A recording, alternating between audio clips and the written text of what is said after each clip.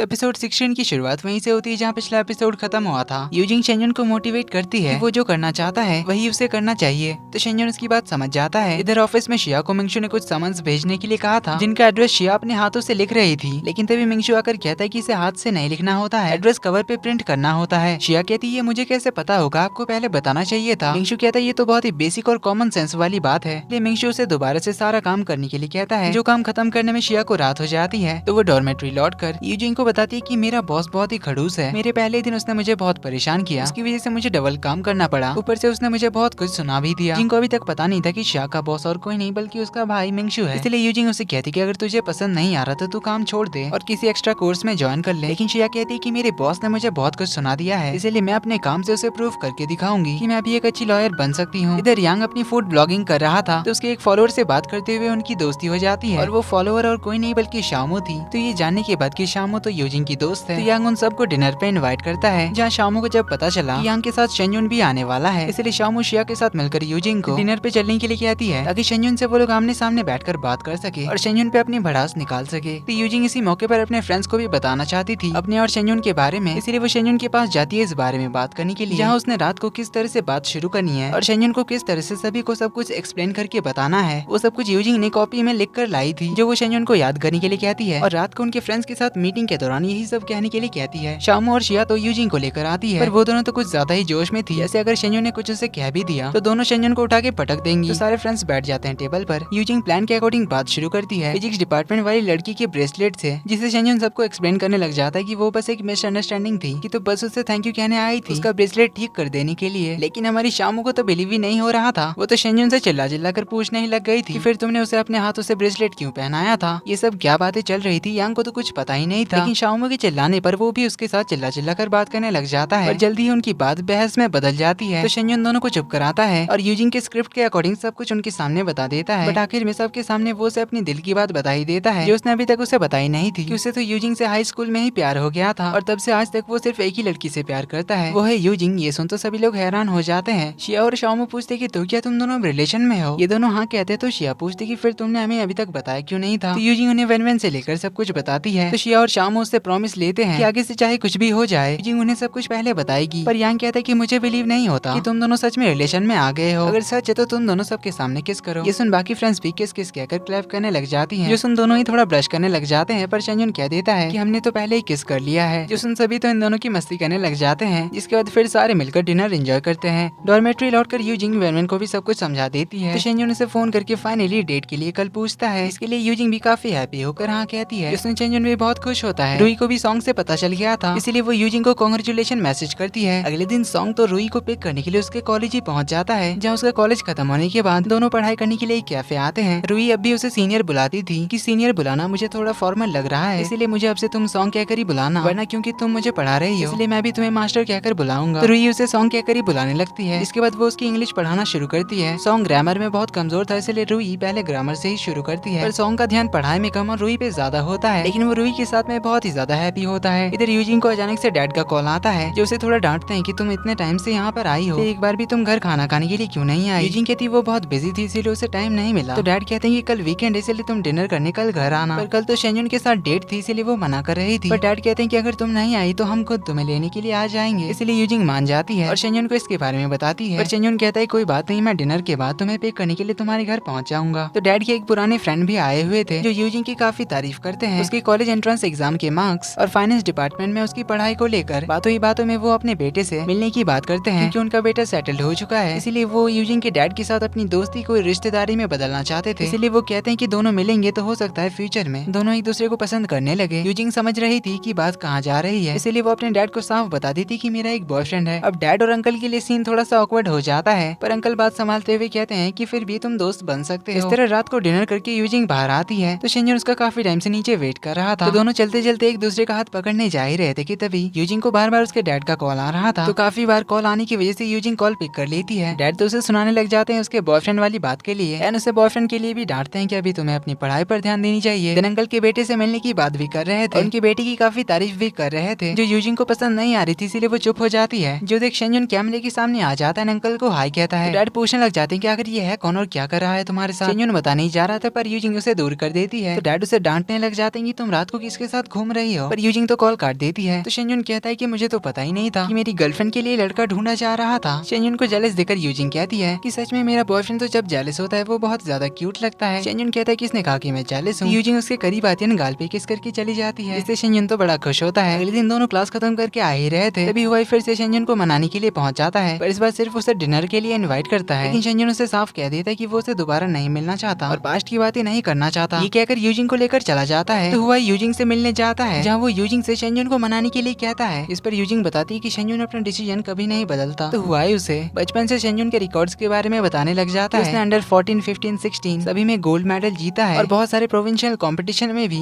वो हमेशा फर्स्ट आकर गोल्ड मेडल ही जीता है। 16 साल की उम्र में ही नेशनल यूथ ओलंपिक्स में उसका सिलेक्शन हुआ था, पर उसने किसी वजह से फाइनल से पहले ही गिव अप कर दिया और उसके बाद से उसका कोई पता नहीं था। वाई कहते हैं मुझे अभी यकीन है कि अगर शेंजुन ने प्रॉपर ट्रेनिंग किया कि वो अगले साल मार्च में होने वाली प्रोविंशियल कंपटीशन में भी गोल्ड मेडल जीतेगा। इसीलिए वो यूजिंग से शेंजुन से इस बारे में बात करने के लिए कहता है। यूजिंग घर आकर शेंजुन के बारे में सोच ही रही होती है, तभी शेंजुन उसे कॉल करता है और इस वीकेंड वो लोग क्या करेंगे इस बारे में पूछता है। यूजिंग कहती है उसने कुछ सोचा नहीं है। तो शेंजुन कहता है कि तुम मेरे घर आ जाना। जो सुन यूजिंग तो साइलेंट हो जाती है। तो शेंजुन कहता है ज्यादा मत सोचो, तुमने मेरा घर नहीं देखा, बस इसीलिए मैं तुम्हें अपना घर दिखाना चाहता हूँ और साथ में सॉन्ग और यांग भी आएंगे, तो हम सब साथ मिलकर पहले की तरह हॉटपॉट खाएंगे। यूजिंग ने तो सच में ही कुछ ज्यादा ही सोच लिया था, इसलिए कॉल काटकर वो तो ब्लश करने ही लग गई थी। तो वीकेंड पर यूजिंग पहुंच जाती है शेंजुन के घर उसका फेवरेट मिल्क शेक लेकर। तो शेंजुन हॉटपॉट बनाने की तैयारी करने जाता है। तो यूजिंग को घर देखने कहता है। देखते देखते यूजिंग उस रूम में चली जाती है जहाँ शेंजुन की शूटिंग गन और उसके मेडल्स वगैरह सब कुछ रखे हुए थे। सॉन्ग के आने पर वो उससे पूछती है कि क्या अंकल की वजह से शेंजुन ने शूटिंग छोड़ी है। सॉन्ग कहता है इस बारे में तुम्हें उसी से पूछना चाहिए। थोड़ी देर में यांग भी पहुंच जाता है। तो चारों फुल मस्ती के साथ पहले की तरह हॉटपॉट एंजॉय करते हैं। शेंजुन यूजिंग को डॉर्मेट्री छोड़ने आता है, जहाँ यूजिंग तो शेंजुन के लिए हाथ से हार्ट साइन बनाती है और शेंजुन को भी उसके लिए करने के लिए कहती है। शेंजुन तो बड़ा शर्मा रहा था और आसपास देखने के बाद वो भी उसे हार्ट साइन बनाकर दिखाता है। इससे दोनों ही बहुत हैप्पी होकर अपने अपने रास्ते चले जाते हैं। यूजिंग रात को शेंजुन के बारे में ही सोच रही थी, इसलिए वो नेशनल यूथ ओलंपिक्स के बारे में नेट पे सर्च करती है, जिसमें उसे शेंजुन का भी डेटा मिलता है और उसके फाइनल्स का डेट देखकर वो समझ जाती है कि शेंजुन के अंकल का एक्सीडेंट तो उसी दिन हुआ था, इसीलिए तब से शेंजुन ने शूटिंग छोड़ दिया था। इधर शेंजुन भी अपने अंकल की बातों को याद करता है, क्योंकि वो अपने अंकल को अभी तक भूल नहीं पाया था और उनसे किया हुआ प्रॉमिस को भी कि वो बड़ा होकर उनकी सिल्वर शॉप को और ज्यादा आगे बढ़ाएगा। इसीलिए वो अगली सुबह यूजिंग से मिलने जाता है, जहाँ से उसे लेकर वो सिल्वर शॉप में आता है।